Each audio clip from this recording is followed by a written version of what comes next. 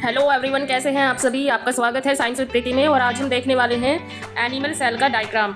तो हम बेसिक सीखने वाले हैं कि जो एनिमल सेल है वो हम कैसे बना सकते हैं, कैसे उसका जो डायग्राम है वो ड्रॉ कर सकते हैं। तो आप सभी ध्यान से देखिएगा और मेरे साथ बने रहिएगा। और अगर आपको ये वीडियो पसंद आती है तो वीडियो को लाइक करिए एंड चैनल को सब्सक्राइब करिएगा। तो चलो स्टार्ट करते हैं बच्चे। तो आप देखिए, सबसे पहले जब हम एनिमल सेल बनाते हैं तो एनिमल सेल में सबसे पहले हम एक लेयर ड्रॉ करेंगे। ठीक है, ये लेयर हो गई। This is the basic to draw animal cell. इस लेयर को हम क्या बोल सकते हैं? तो बच्चा आपको पता होगा कि इस लेयर को हम क्या बोल सकते हैं। तो इसको हम बोल सकते हैं सेल मेम्ब्रेन। क्या बोलेंगे? Cell membrane. ठीक है, अब क्या होगा?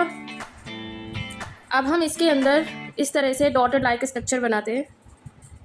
और ये जो स्ट्रक्चर है, लिक्विड लाइट स्ट्रक्चर बोलते हैं इसको हम क्या बोलते हैं? तो इसको हम बोलते हैं साइटोप्लाज्म। क्या बोलते हैं इसको?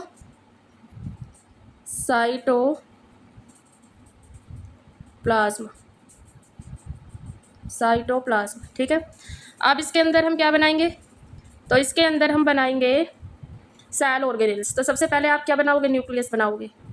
तो आप ऐसे न्यूक्लियस ड्रॉ करोगे और इसके बाहर भी आप एक लेयर ड्रॉ करते हो, न्यूक्लियस के बाहर भी। और न्यूक्लियस के बाहर जो लेयर ड्रॉ करते हो आप यहाँ पर, इसके बाहर इस तरह से एक लेयर जो ड्रॉ करोगे, इसको हम बोलते हैं न्यूक्लियर मेम्ब्रेन। क्या बोलते हैं? Nuclear membrane. अब न्यूक्लियस के अंदर आप सबको पता है कि न्यूक्लियस के अंदर क्या होता है। तो इस तरह से एक स्ट्रक्चर होती है और इसको हम क्रोमेटिन मटेरियल बोलते हैं। तो इसका आप नाम लिख लेंगे और इसका नाम क्या हो जाएगा? Nucleus.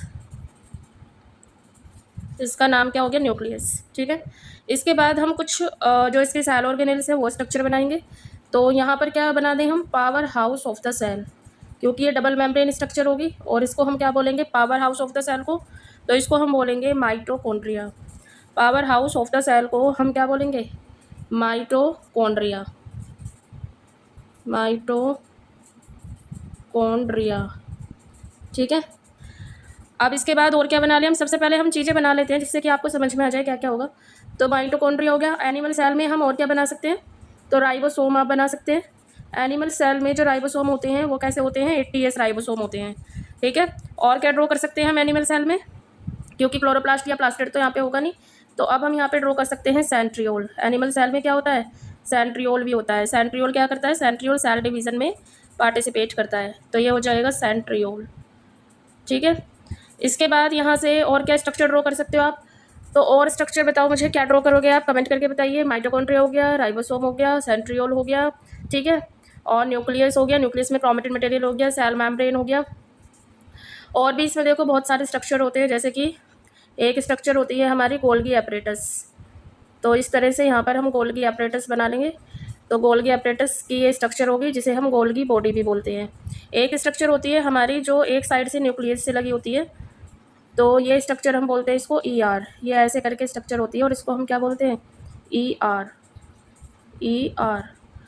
This is the basic of animal cell. यहाँ पर हमने बेसिक स्ट्रक्चर देखी है कि क्या चीज़ क्या है। Suppose mitochondria, cytoplasm, liquid like structure होती है।